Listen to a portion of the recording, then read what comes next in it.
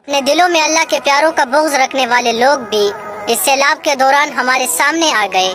میں نے بہت سے لوگوں کو دیکھا، جب کسی اللہ کے پیارے کی قبر کی طرف پانی بڑھتا ہے تو وہ کہتے ہیں کہ بلاؤ نہ اپنے اس بابے کو کہ یہ تمہاری بھی جان بچائے اور اپنے آپ کو بھی بچائے۔ ان کو دیکھ کر مجھے وہ واقعہ یاد آ گیا جب ایک صلیبی جنرل برنس نے مسلمانوں کے قافلے پر حملہ کیا اور کہا کہ بلاؤ نہ اپنے نبی محمد صلی اللہ علیہ وآلہ وسلم کو کہ وہ تمہاری مدد کرے۔ اگر یہ بات ہے پھر تو تم پورے تاریخ اسلام کو چیلنج کر رہے ہو۔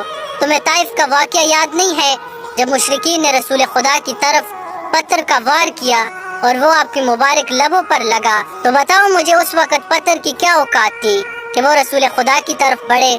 پتھر تو خود رسول خدا پر درود پڑھتے ہیں، لیکن تم حقیقت کو سمجھ ہی نہیں سکتے۔ اسی طرح کربلا کے میدان میں کیا اللہ کی مدد اہل بیت کے ساتھ نہیں تھی؟ بالکل انہی کے ساتھ تھی۔ تو پھر کیوں ان کے ساتھ ایسا کیوں ہوا؟ تم آزمائش کو سمجھ ہی نہیں سکتے۔ اور ہم تو ایک اللہ ہی سے مدد مانگتے ہیں اور وہی ہمارا مددگار ہے۔ لیکن سنو، اللہ کے جو پیارے ہیں، جو اللہ کے محبوب بندے ہیں، جن سے اللہ راضی، جو اللہ کے بڑے پیارے ہیں، وہ ہمارے دلوں میں بستے ہیں۔ اللہ کے پیاروں کی وجہ سے ہی ہمیں یہ بہاریں نظر آتی ہے، ورنہ جیسے ہمارے اعمال ہیں تو اللہ کی جانب سے ہمارے اوپر پتھروں کا عذاب ہی آئے گا۔ کیا تمہارا اللہ سے صرف مدد کا تعلق ہے کہ وہ تمہاری مدد کرتا ہے، اس وجہ سے تم اللہ کو مانتے ہو؟ تو پھر تم نے حقیقت کو ابھی تک پایا ہی نہیں ہے۔ ہم تو اللہ سے محبت کرتے ہیں اور تمہیں علم ہی نہیں ہے کہ اللہ کی محبت کن چیزوں میں ہے۔ جو اللہ کے پیارے ہوتے ہیں، اگر کوئی گنہگار بھی ان کی محفل میں بیٹھ جائے تو اللہ کی رحمت اس پر بھی نازل ہوتی ہے۔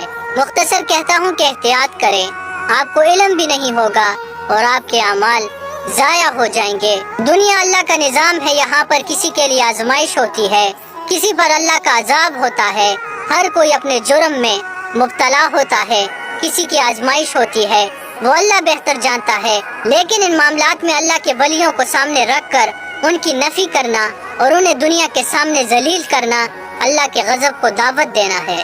تم تو کہتے ہو کہ مردہ کچھ بھی نہیں کر سکتے، لیکن تم تو زندہ ہو۔ اللہ تمہاری مدد کیوں نہیں کرتا؟